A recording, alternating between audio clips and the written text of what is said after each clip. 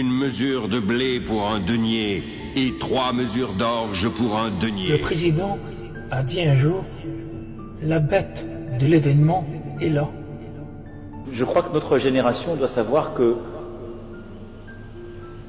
la bête de l'événement est là. Et elle arrive. Nous avons pu le voir et constater que la bête de l'événement est l'esprit de l'Antichrist qui est déjà présent dans le monde actuel, où nous voyons par tous ces messages visuels que nous avons vu la représentation de la scène, Jésus prenant son dernier repas avec les disciples avant de mourir en croix, qui ont été représentés par des étrangers masculins et des étrangers féminins, qui est une abomination devant l'Éternel. Nous avons vu aussi ce message, le cheval de l'Apocalypse, le cheval blanc. Dans Apocalypse, chapitre 6 et verset 2, la parole de Dieu nous dit, « Je regardai, et voici parut un cheval blanc. Celui qui le montait avait un arc. Une couronne lui fut donnée. Et il partit en vainqueur, et pour vaincre. » Ce cheval blanc représente la venue de l'Antichrist. Mes frères et sœurs et amis, Jésus nous avait prévenus.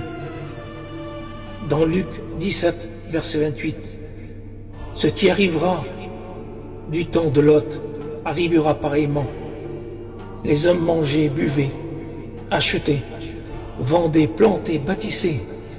Mais le jour où Lot sortit de Sodome, une pluie de feu et de soufre tomba du ciel et les fit tous périr. Il en sera de même le jour où le Fils de l'homme paraîtra. » Mes frères et sœurs et amis, Jésus est plus près, plus que jamais, de venir chercher son Église pour déverser sa colère sur la terre. Une fois l'Église enlevée, comme Lot a été retiré de cette ville, le feu est descendu sur cette ville. Comme Noé monta dans l'arche, les eaux ont submergé la terre. Il en sera ainsi dans les temps où nous vivons. Celui ou celle qui aura fait la volonté du Seigneur, nous serons tous ensemble enlevés sur des nuées à la rencontre du Seigneur dans les airs. Et ainsi nous serons toujours avec le Seigneur. Consolez-vous donc les uns les autres par ces paroles. Pour ce qui est des temps et des moments où vous n'avez pas besoin, frères, qu'on vous en écrive, car vous savez bien vous-même que le jour du Seigneur viendra comme un voleur dans la nuit. Quand les hommes diront paix et sûreté, alors une ruine soudaine les surprendra. Mais vous, mes frères, vous n'êtes pas des ténèbres pour que ce jour vous surprenne comme un voleur. Vous êtes tous des enfants de lumière et des enfants du jour. Nous ne sommes point de la nuit ni des ténèbres.